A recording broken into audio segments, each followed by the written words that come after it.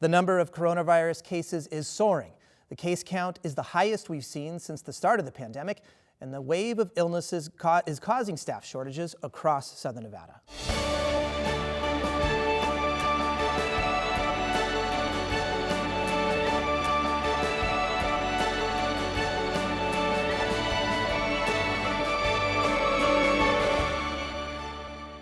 Support for Nevada Week is provided by Senator William H. Hernstedt and additional supporting sponsors. Welcome to Nevada Week. Well, the surge in coronavirus cases has left industries across Southern Nevada short-staffed. We'll get to that part of the story in a moment. But first, joining us to talk about the spike in cases and what this most recent spike might signal for the future is Tabitha Mueller, reporter for the Nevada Independent. Tabitha, thank you so much for joining us. Thanks for having me on the show. You are one of the main components of what a lot of, I know, our viewers have been reading in the Nevada Independent, Coronavirus Contextualized, providing context and kind of that extra insight in what all the data means. So Tabitha, I wanted to start there. Let's talk about our current spike. I mean, some really concerning numbers to the layperson like me, at least. Over 3,000 cases per day, our test positivity rate nearing 40%. Just for reference, in November, was 5.8%, a huge precipitous climb right there. And of course, hospitalization rates that we have not seen in any part of the pandemic itself. I wanted to ask you, what are experts saying? What is the data really saying here as far as insight in where we are right now with this spike? So right now, we're definitely in this third wave of COVID-19. And what it's caused by is this Omicron variant. And the variant spreads more rapidly than any other variant we've seen, but health officials are saying that it appears to be less severe than other strains. So it's kind of burning through the population right now. We're not at the end. We're sort of in this weird middle part, and cases are at very, very high. We are seeing a bit of plateauing though, so it could go either way. Not as severe, but I think the public is very interested in these hospitalization rates, and I wanted to bring one other statistic to this too. Nevada Hospital Association is reporting that 43% of patients right now that are being hospitalized are fully vaccinated. That definitely leads to more of a severe type of illness here. What are you hearing? So when we look and think about severity, we need to look at the rate that cases are increasing and the rate that hospitalizations are happening at. When I say that it's less severe, I'm not saying people aren't getting hospitalized. They are. It's just that severity rate, the cases aren't going up at the same rate that hospitalizations are, if that makes sense. One thing that always comes up, of course, is just our public's stamina, to see this through. Of course, we've had many spikes. This is another spike. This is a bigger spike. You talking to the public here, are you getting any sense of just how resilient we still are to being able to carry forth with all the restrictions and mitigating efforts here? So I want to ask you a little bit more on that resilience question. Are you asking specifically about how are we able to handle this new wave, or are you asking about how, are we going to ever get out? Are we going to get out of it? Sorry, I just want a clarification there. More so on the immediacy, yeah, just how the public is reacting to this spike and still being able to adhere to some of our mask protocols and so forth. Right, so masking mandates are in place in every county in Nevada right now. Usually some of the rural counties we've seen masking mandates be kind of loosened a little bit because the cases there tend to be a little bit lower. But the governor's office has taken a hard stance of lives and livelihoods. So they don't want to shut down the economy. They are kind of seeing this as an opportunity to say, hey, yes, cases are rising, take precautions, get vaccinated, wear a mask. But in my interview with Dr. Pandori even said, we think this is heading to a level where this is just going to be present in the population continuously. And so health professionals from the Biden administration all the way down to here at the Public State Health Lab are saying, just make sure that you're taking every precaution possible, but it's likely that every single person is going to be getting this Omicron variant. Yeah, and let's transition to that. We got about 2 minutes left. Let's talk about the debate between, is this kind of the new normal? Is this going to tail off? Some experts are saying that, of course. There's other experts that are saying because of the unpredictability of this virus, we could see something that is on the lines of a Delta or even more severe. What are you hearing is kind of the most convincing argument here? So I think that, first of all, no one has a crystal ball to know what's going to happen. But what we are seeing is looking at other cases in other countries. We've seen the United Kingdom. Cases there from the Omicron variant have started to drop off. We're expecting that to probably happen in the United States. Dr. Pandori said that here in Nevada in January, we're probably likely to see a decreased caseload toward the end of this month. And I think that what Pandori was saying, what other health professionals have said, is we don't really know what's going to happen. This is a totally unique virus in terms of the novel coronavirus. This is a unique situation. But what's likely to happen is we'll see the cases decrease until the next variant comes. And so I don't want to be the bearer of bad news, but I think it's probably going to be likely in the same way that we deal with the flu every year, we're going to deal with COVID. Yeah, and experts saying are predicting about 6 months from the peak of Omicron, we could see another variant, which of course brings us to the peak we saw before in the summer, if I'm doing the math correctly there. We got just about a minute left. I want to go to herd immunity really quick. This, of course, was the be-all and end-all when we first started our vaccinations as the cure. We have the World Health Organization saying, and other experts saying that we can't necessarily achieve herd immunity anymore. Is that what you're hearing? Yes, that's what I'm hearing. And if you do get the virus, you are immune. The antibodies are there for about 6 months, is what they're saying. So that's current research. Well, Tabitha, thank you very much. We appreciate your time. Thank you much for having me on. Staff shortages forced the Clark County School District to take a 2-day pause and has some hospitals scrambling to get enough healthcare workers as hospitalization rates again increase. Well, joining us to talk about the tough choices that leaders have had to make are CCSD Superintendent Jesus Jara, Jeff Morawski, HCA Healthcare Far West Division Chief Medical Officer, and Mason Van Houweling, CEO of University Medical Center. Thank you so much for being here. We really appreciate it. Of course, it's very eclectic, maybe at the surface of having you all on together, but there are a lot of similarities on the challenges that you are dealing with. And I wanted to start with that. Let's talk about the surge. The segment prior to you, we talked about where the numbers are, some very concerning numbers on rates that, of course, in hospitalization rates, but also test positivity rates that, of course, are affecting all of your core business and your work. Mason, I wanted to start with you. Let's talk about, from a leader's perspective here, what are some of the biggest challenges that you're having right now? Well, certainly we've gone through different phases through this pandemic here in Las Vegas, and as I reflect, we're certainly at our all-time highs with hospitalizations, positivity. Right now at UMC, we're at 100%, well over 100%, actually 106% of our licensed beds. We're about 95% of our staff beds, but the hospitalizations are a record high. UMC, we also do our own testing with our patients, but also for the community, and we're seeing our samples and our specimens coming in at 49% positivity, reflective of what's going on in the community, but we're definitely at the peak of this tidal wave here in Las Vegas. And talk about just the leadership aspect of you, for you to be able to manage this, of course. Those are concerning numbers. I'm sure they're very concerning for your staff, very concerning for patients as well. I mean, how do you manage a spike like that? You know, and my colleagues here, my friends from the beginning, we've been collaborating since the beginning, quite frankly, and I'd like to talk about that later on. But you know, it's UMC in particular has always been prepared for crisis. Whether you look at previous infectious disease or October 1st or in the current pandemic, you know, it's kind of in our DNA to prepare for crisis. So we've are uniquely positioned to be able to do that, and through our county partners, our state partners, our community partners as well, our academic partners. You know, we've really positioned ourselves well, and I think reflective of this is constant preparation. We drill for these type of things constantly, whether it's mass casualty or pandemics or other unique exercises.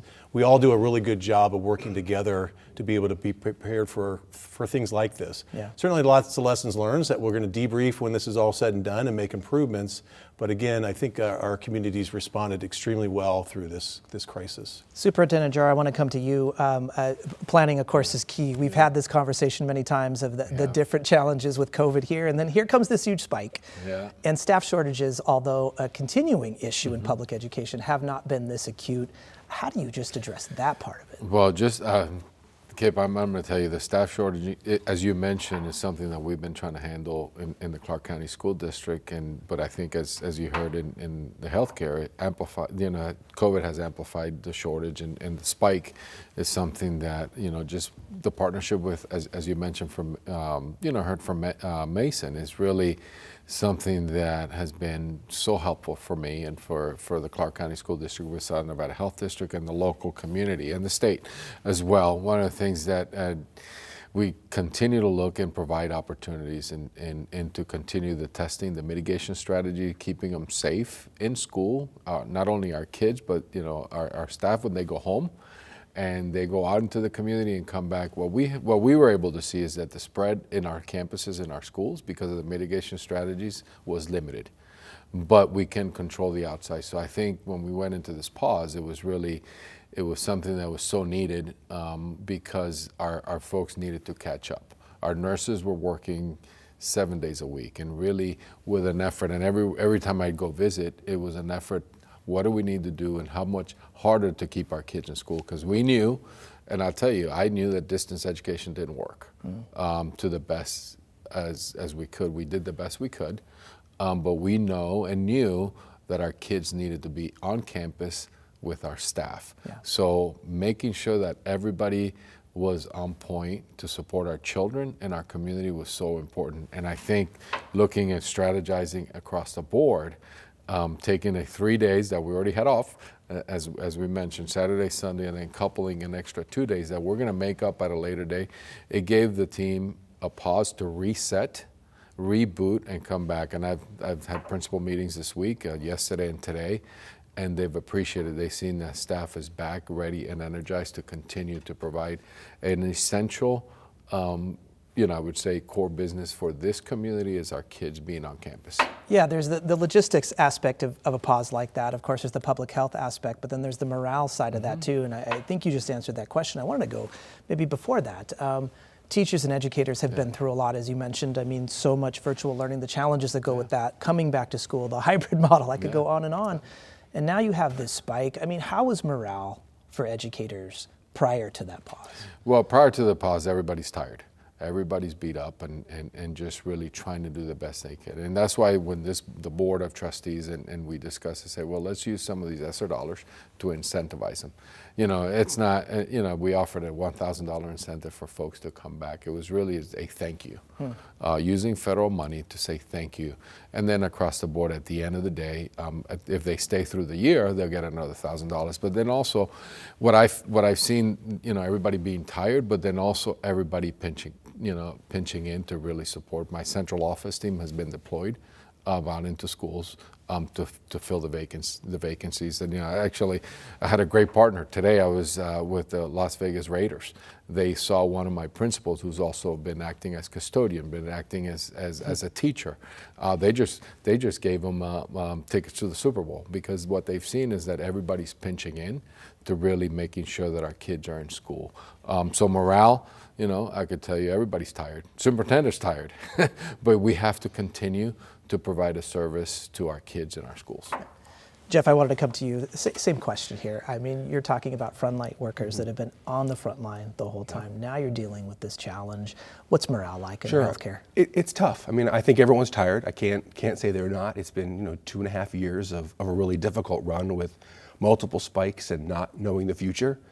But every healthcare worker is a hero, and I think we need to remind everyone that our first-line responders, our educators, our nurses, our folks that keep the hospital clean and serve food, they're all heroes for coming to work every day and getting our community through this. And I think that's what they're seeing now, is that maybe Omicron is that chance that we're starting to see some light.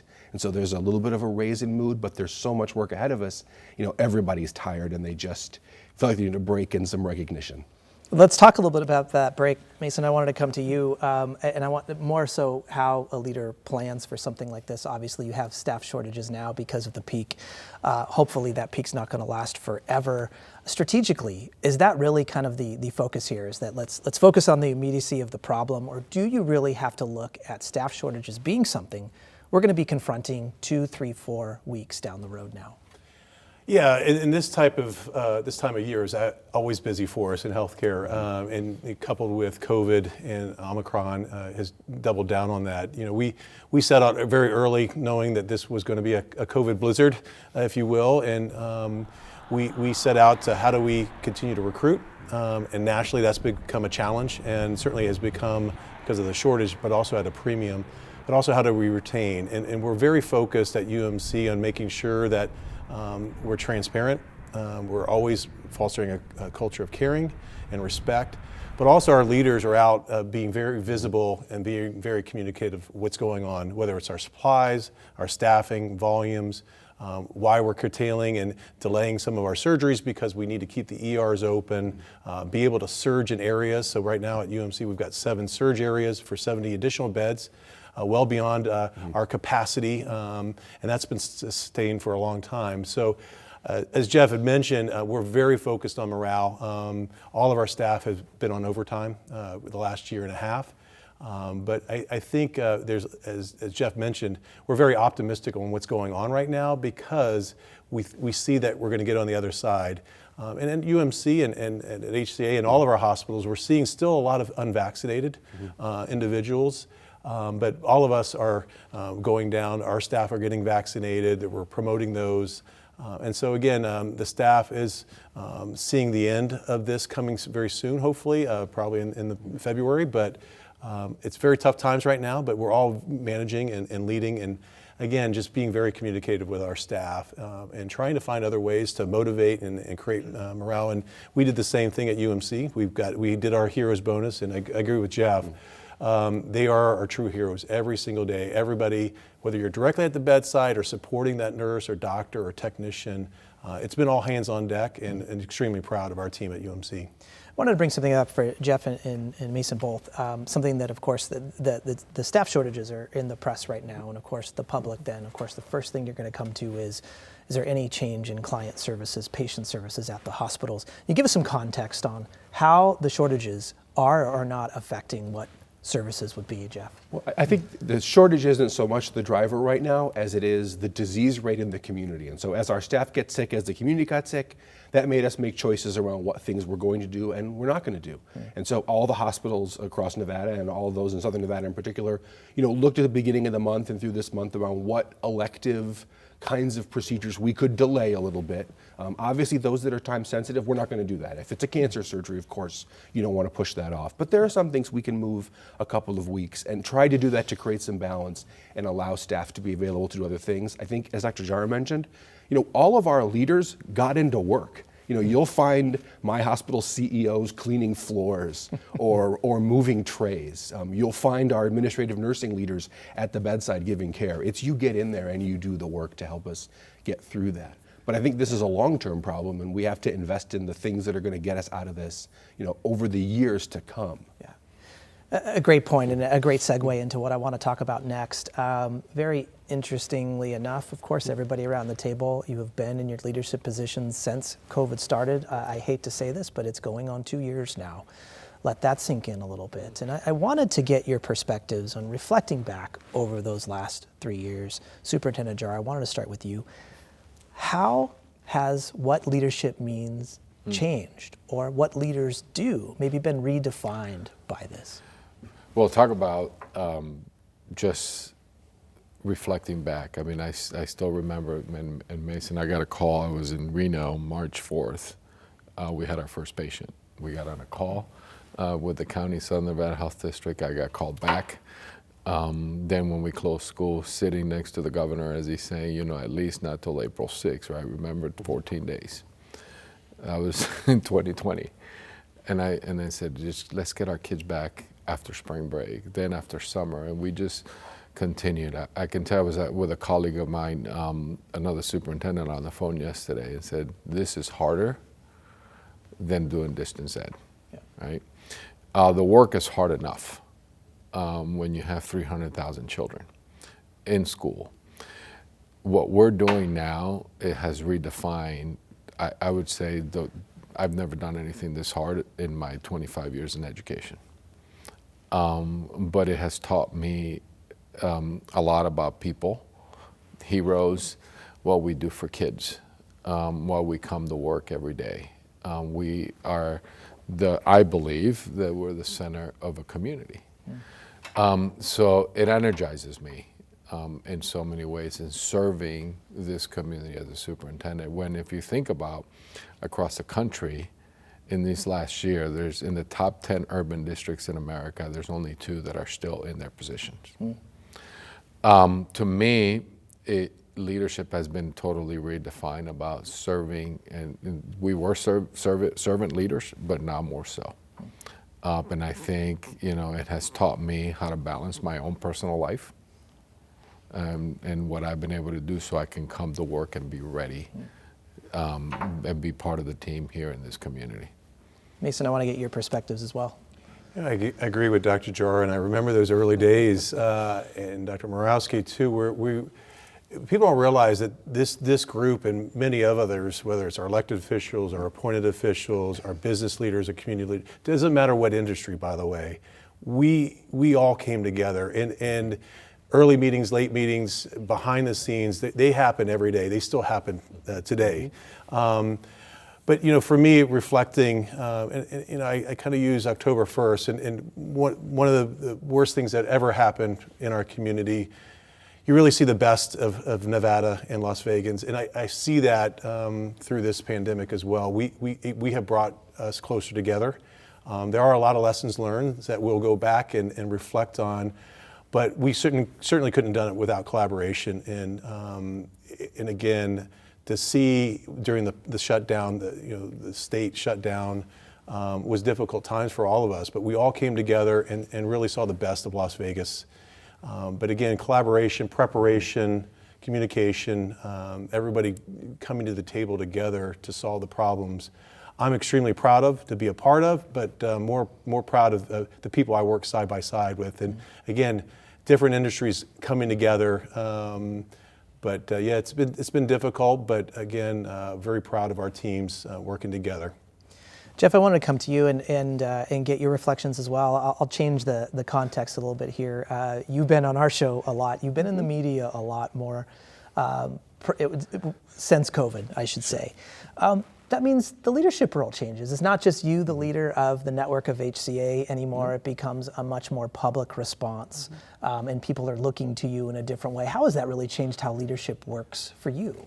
I think it was mentioned before that communication has become so much more important in the role of the leader. And it's a servant leader role, right? You're communicating not just to those employees so they know what's going on and they have the full sense of all this collaboration that's occurring across the community, but also kind of carrying that message to our community, right? Get vaccinated. We need blood right now, give blood. I think those roles are so much more important that we can play for our community. And I couldn't echo Mason's comments more. I think Nevada, we're so proud of what Las Vegas did in coming together to make this work. We could have had a completely different set of outcomes, and yet we didn't. Yeah. And I think that's that partnership that got us there, and those messages that we had to deliver regularly. Got us there. Let's talk about the future then. COVID's not going away, it seems. At least that's what experts are saying. So let's talk about that. Mason, I wanted to come to you really quickly first. How do you plan? Or, is it realistic to say we're going to go from pandemic to endemic? This is going to be somewhat of a cold type thing here somewhere in the near future, and so we can plan that way. Or can you just not do that right now? No, again, lessons learned from all of this. We've learned a lot when it comes to our supply chain, in particular now, but also very early on, and very appreciative of the community stepping up and helping us with masks and sanitizers and just process around how do we operate in this environment early on.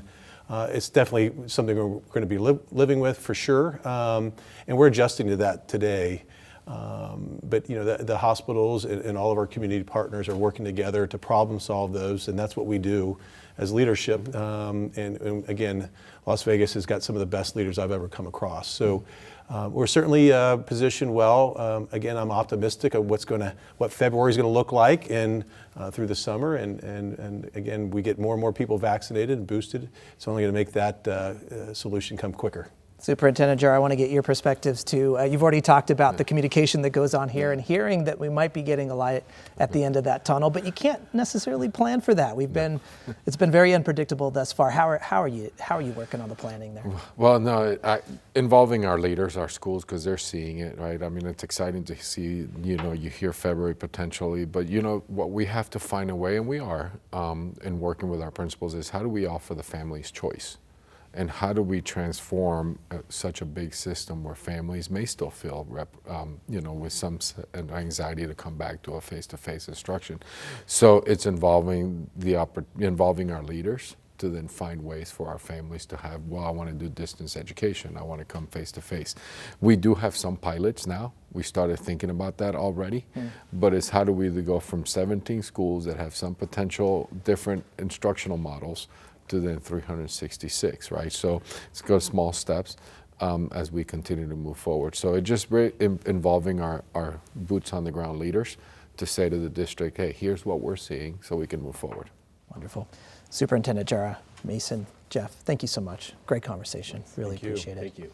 And thank you, of course, as always, for joining us this week on Nevada Week. For any of the resources discussed on the show, please visit our website at vegaspbs.org/Nevada Week. You can also follow us on Facebook and Twitter at Nevada Week. Thanks again for joining us.